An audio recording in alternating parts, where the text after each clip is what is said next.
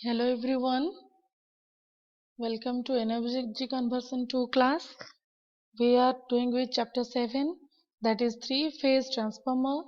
We have already discussed in the last video about the connections of 3-phase transformer, and here is the second type of connection of 3-phase transformer, that is delta delta connection. Here you can see the three different windings. This is the three-phase transformer, and here primary is delta connected, secondary is also delta connected. That is why the name is delta delta connection. And also there is no angular displacement between the primary and the secondary.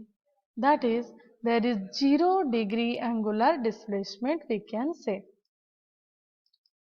So, this connection is economical for large low voltage transformers in which insulation problem is not so urgent because it increases the number of turns per phase.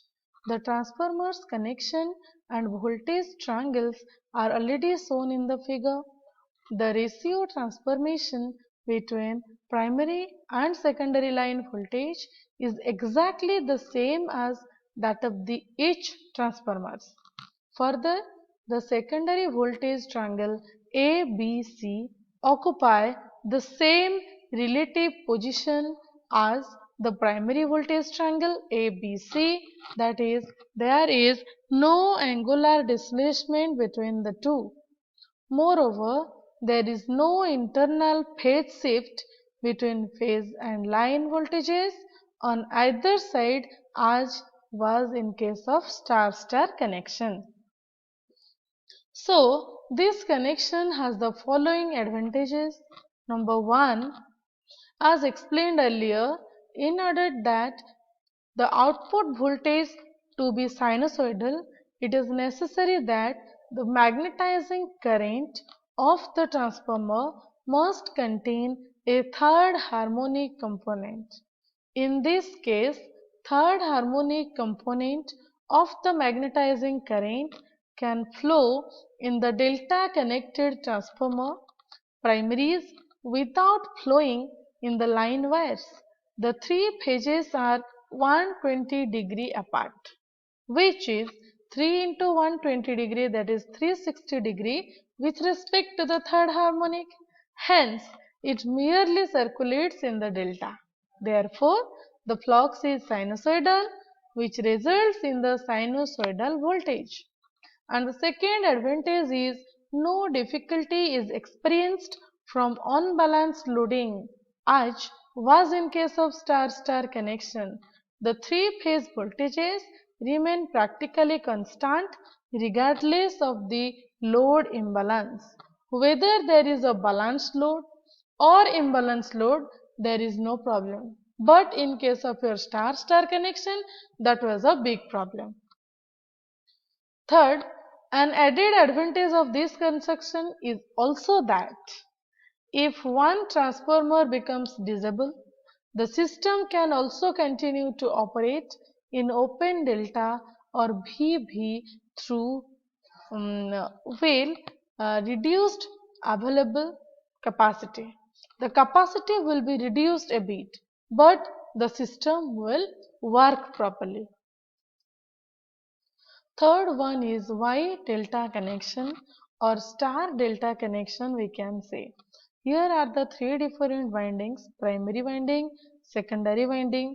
The primary here is star connected, and we can see the secondary here is delta connected, and the angular displacement is 30-degree here.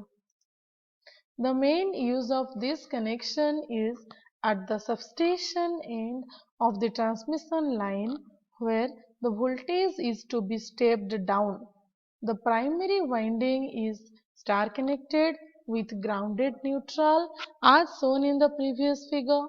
The ratio between the secondary and primary line voltage is 1 by root 3 times the transformation ratio of each transformer.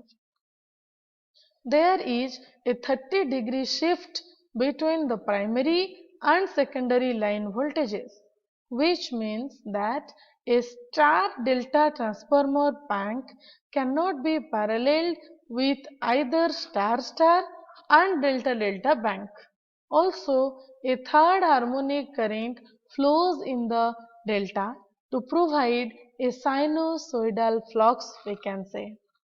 Now coming to the fourth type of connection of three-phase transformer, that is delta Y or delta star connection. Here the three-phase primary winding, this is the secondary winding. The primary is delta connected, the secondary is star connected. Here also the angular displacement is 30 degree. This connection is generally used or employed where it is necessary to step up the voltage, as for example at the beginning of high tension transmission system. The connection is shown earlier figure. The neutral of the secondary is grounded for providing a three-phase four-wire service. In recent years, these connections has gained considerable popularity because it can be used to serve both the three-phase power equipment and single-phase lighting circuit also.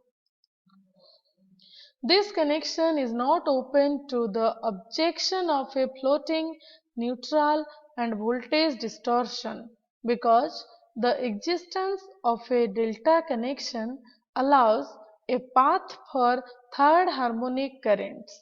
It would be observed that the primary and secondary line voltages and line currents are out of phase with each other by 30 degree.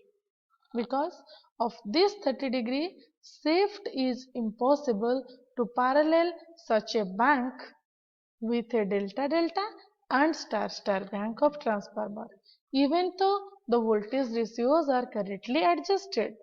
The ratio of secondary to primary voltage is root 3 times the transformation ratio of each transformer. Now, a very important topic, that is parallel operation of three-phase transformer. The transformers are said to be connected in parallel when their primary windings are connected to a common voltage supplier and their secondary windings are connected to a common load. Let us discuss what are the different reasons of parallel connection. Why we should go for parallel operation? First, extension of loads, that is, for large loads, it may be impracticable or uneconomical to have a single large transformer. In this case, we may go for parallel operation of number of transformers. Now, second one is capacity to spare. In substations, the total load required may be supplied by an appropriate number of transformers of standard size. This reduces the spare capacity of the substation. Number 3 is for future extension purpose. There is scope for future extension of a substation to supply a load beyond the capacity of the transformers already installed.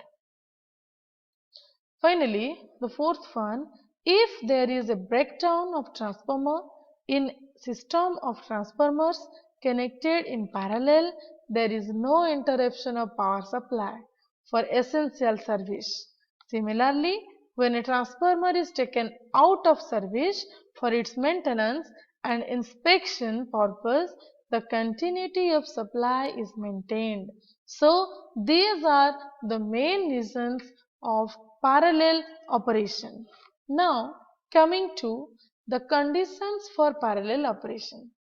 The voltage ratio must refer to the terminal voltage of primary and secondary. It is also obvious that we can say this ratio may not be equal to the ratio of the number of turns per phase. For example, if V1, V2 are the primary or secondary terminal voltage, then for star delta connection, the turns ratio is V2 divided by V1 by root 3. that is root 3 V2 by V1. So we can say the voltage ratio must refer to the terminal voltage of primary and secondary.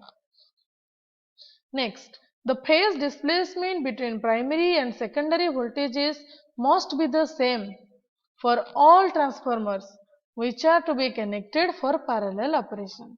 The phase displacement between the two windings, primary winding and secondary winding, must be same for all transformers. Number 3, phase sequence must be same. Number 4, all the three transformers in the three-phase transformer bank will be of the same construction, either core or the cell. Now we will go to the tap changers in transformers. The modern equipments utilizing electrical energy are designed to operate satisfactorily at one voltage level. It is therefore of paramount importance to keep the consumer's terminal voltage within the prescribed limits. The transformer output voltage and hence the consumer's terminal voltage can be controlled by providing taps either on the primary or on the secondary sides. So, for deriving different values of voltages, we are going for tap changing. Tap changers in the transformers are like the principle of regulating the secondary output voltage is based on the changing of the number of turns in the secondary quantities. Likely V2 equal to N2 divided by N1 into V1. If the tap changer is designed to operate when the transformer is out of the circuit, then it is called off-load transformer tap changer, and a tap changer designed to operate with the transformer in the circuit itself is called on-load tap changer. So the tap changers are of two types: off-load tap changer, on-load tap changer. Coming to off-load tap changer, it is also known as no-load tap changer. Here we can see the transformer. This is the primary side. This is the secondary side. Here the tap changer is done. Tap changer is done on the number of changing the number of turns of the secondary only. So this is a plate. This is a number of starts. So if we will move this handle from start to start, then what happens? The number of tappings will vary. The number of tappings will change. Accordingly, we will get number of different voltage values. This tap changer is used for seasonal voltage variation, and elementary form of no-load tap changer is illustrated in the figure before. It has 6 studs marked from 1 to 6. We have already seen the winding is tapped at 6 different points equal to the number of studs. The tapping leads are connected to 6 correspondingly marked stationary studs arranged in a circle. The face plate carrying the 6 studs can be mounted anywhere on the transformer, say on the yoke or any other convenient place, we can say. The rotatable arm R can be rotated by means of hand wheel from outside the tank.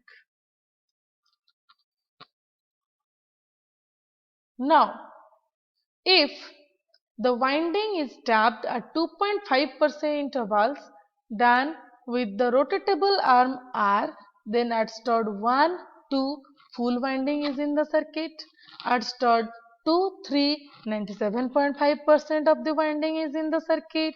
At stud 3 and 4, 95% of the winding is in the circuit. At stud 4 and 5, 92.5% of the winding is in the circuit.